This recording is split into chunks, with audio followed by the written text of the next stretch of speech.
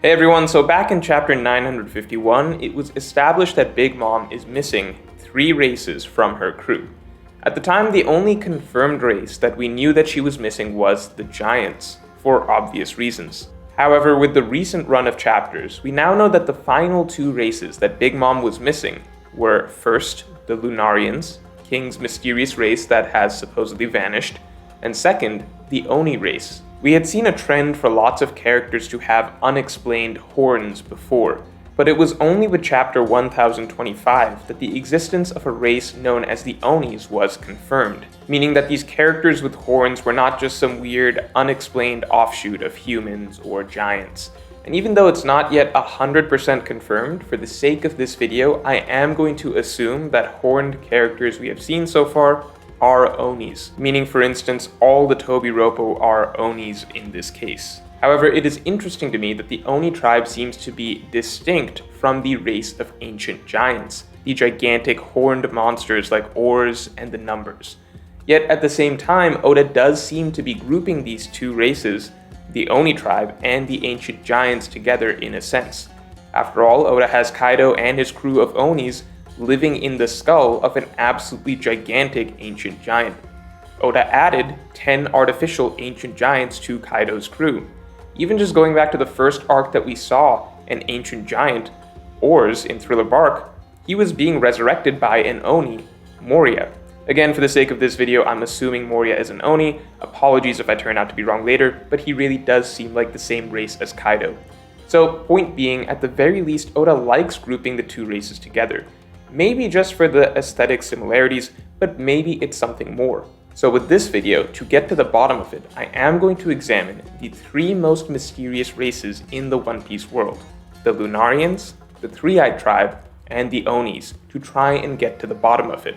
I think there is one single common thread that could potentially connect them, and what happened to them in the past. So to start with, the Lunarians. These are by far the most mysterious of the 3 tribes, due to the fact that they may be related to the origins of the One Piece world structure as we know it. The simple name Lunarian seems to indicate that they came from the moon, and their wings are in line with other races that seem to have potentially originated from the moon. But the 3 factors that really stand out are the fact that 1, they have the ability to control fire, 2, they existed on the Red Line, and 3, they are known as a race of gods. So without getting too much into the ideas behind, Will of D, the natural enemies of the gods, Luffy is the natural enemy of the god, the true final boss of the series, all that hypothetical stuff, and so on. Just thinking about the race of Lunarians, the first thing that comes to mind is that there is now, in today's world, a new group of residents on the Red Line that call themselves gods, and do not tolerate any sort of opposition to their authority. Considering the Lunarian race seems to have vanished over time, I think the simplest assumption you could throw out there is that they were eliminated by the Celestial Dragons, as the Celestial Dragons would naturally want to rule from the top of the world, high above everyone else, in their own little heaven that is the Red Line. And especially seeing as they consider themselves gods, I imagine it likely that they would have found an actual race of godlike beings to be a tremendous threat, and one that would need to be wiped out so that they could take their place as the new gods of this world. And the key point there is threat. Anything that is a threat to the power of the Celestial Dragons, and particularly to their status as gods of the world, naturally they wouldn't have permitted another race of gods to exist, and certainly not one with powerful abilities. And thinking along those lines, it makes perfect sense why the next race we're looking at would also be missing from the world, the Three-Eyed Tribe. So as rare as Lunarians are, the Three-Eyed Tribe may be even rarer, because we have yet to even see a single full-blooded Three-Eyed race member. Pudding is half human after all. Not to mention, characters are at least aware of the existence of Lunarians, whereas the Three-Eyed Tribe has never been mentioned by anyone outside of Big Mom. Having 3 eyes is so rare that even among all the strange races and body types in One Piece, Pudding was discriminated against for having 3 eyes. Not to mention the simple fact that Nico Robin is such a valued prime target for every single powerful entity in the world, from the world government to the emperors, precisely for her ability to read the poneglyphs. but there has never been a mention of anyone trying to seek out a member of the three-eyed tribe for the same reason, likely because almost no one even knows that such a race still exists. After all, if an entire race was out there that could read the poneglyphs and hear the voice of all things, like the three-eyed tribe has been implied to be capable of, then that race would be furiously hunted down the same way Nico Robin was. And so, maybe the answer is, what if they just were? The connecting factor between the races that I'm getting at is threat. Races that were a major threat to the world government, those are the races that have likely been systematically wiped out over the years. If a three-eyed race existed that could read the poneglyphs, then it is an absolute guarantee that they would have been wiped out by the world government, because we have been shown for a fact that this is what happens when the world government realizes someone can read the poneglyphs. That is exactly what happened to O'Hara. There is pretty much no reason the three-eyed tribe would not have suffered the same fate as O'Hara, because they essentially would have been the O'Harans before the O'Harans. That is one of the reasons I originally cited God Valley as potentially being the island that housed the three-eyed tribe, as similar to O'Hara, it is a location that was wiped off the map and a location that the world government wants to disappear from the history book. It's a mysterious island that has been lost to history, that no one even knows existed, similar to this highly dangerous race that has also seemingly been erased from history that no one seems to know exists. Now, perhaps God Valley is unrelated to the three-eyed tribe. That is just me maybe trying to connect two unknowns to see if they maybe fit together. I personally think they do, but it's not necessary to the broader point I'm making, which is that if a race of gods once existed on the Red Line, then naturally the celestial dragons would eliminate that dangerous opposing race of gods as they positioned themselves as the new gods. If a race existed that could unearth the past history of the world, then naturally the celestial dragons would eliminate that race as well, due to their fear of their secrets being exposed and the ancient weapons being resurrected, exactly as they did to O'Hara. And so finally, how does the Oni race tie into this? Well, I think it's possible the ancient giants were actually a distinct race from the normal giants that we see nowadays, and that the Oni race we see in the modern day is simply the remnants of that once mighty ancient giant race, as I believe the ancient giants may have been another one of the major races that the celestial dragons, the world government, set out to exterminate. Why? Same reason as the other races: threat. Keep in mind, today, one of the world government's goals is literally to recreate an army like the ancient giants. They recognize that a full army of supersized giants has incredible power. So why would such a powerful race as the ancient giants be so rare today? Ors Jr. is the last natural ancient giant that we know of. And if the ancient giants have evolved into the Oni race, why would they be so much smaller today?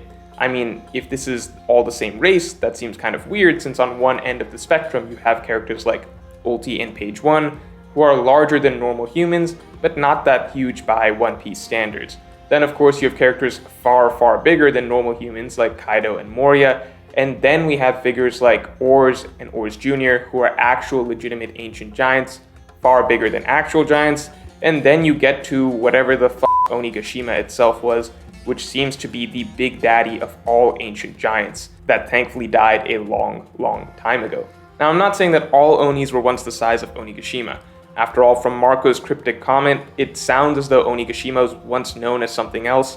Perhaps this is the skull of the largest and most infamous ancient giant in history, but my point is that the Oni race today clearly is much smaller than the ancient giants, even if the visual similarities are there, and Oda keeps tying the two together.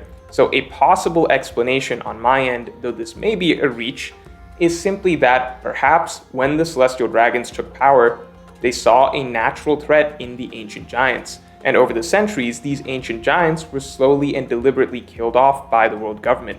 As recently as even 500 years ago, an ancient giant like Ors already sounds like he was perhaps rare for his time. So maybe what happened is that through simple natural selection, smaller and smaller ancient giants were the ones who could go unnoticed and avoid the world government's culling, and they were the ones who continued to survive and reproduce as natural selection goes, which is why the Onis we see today are again for the most part, closer to human size, even if they may have been descendants of far bigger ancient giants. Now, I know that's bringing maybe a little too much real-world logic into it, the idea that being a physically huge, noticeable threat to the world government led to the extermination of a species like the ancient giants, but also made it so that smaller members of the species may have been more able to hide or were simply skipped over by the world government, leading to a new branch of the species, the Onis, basically smaller versions of the original ancient giants.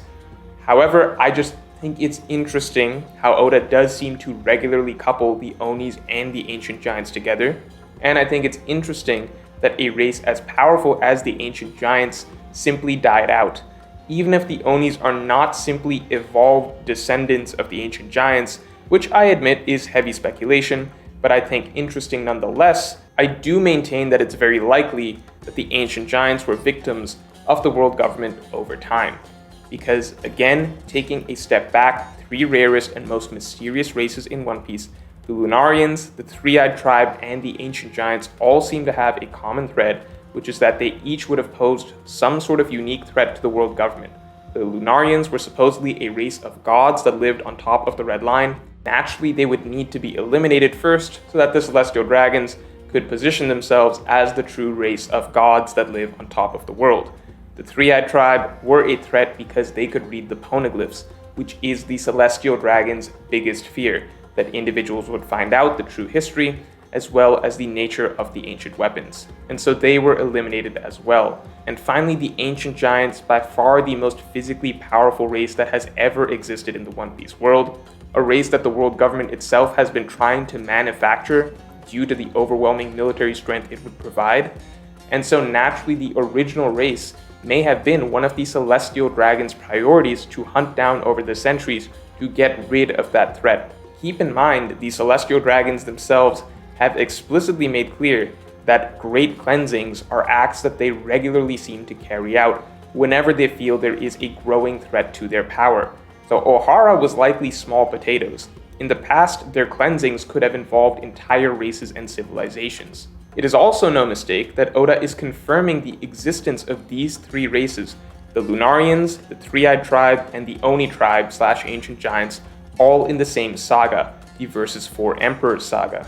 Between Whole Cake Island and Wano, these seemingly eliminated races are now being revealed to us. I think that makes a lot of sense if the world government was behind each of these lost races, considering that after this saga, we are likely heading into the final section of the story, where the world government itself is going to be the villain. So now would be the perfect time for Oda to begin not only revealing all the secrets of the world, but to start truly exposing what the world government has done on a large scale over the centuries, to give us an idea of the, great cleansing it may soon be undertaking. So similar to how we learned about Ohara and the true nature of the world government shortly before the events of the Marineford War, it just seems fitting that similarly we would get a larger scale full reveal of all of the massive species wipes the world government has done throughout history. So we get the full laundry list of evil genocides they've committed before the events of the final war, where the Celestial Dragons can finally be defeated. So if you enjoyed this video, then definitely like, comment, and subscribe, and you can get my extended thoughts on this and all future topics on Patreon, link in the description below.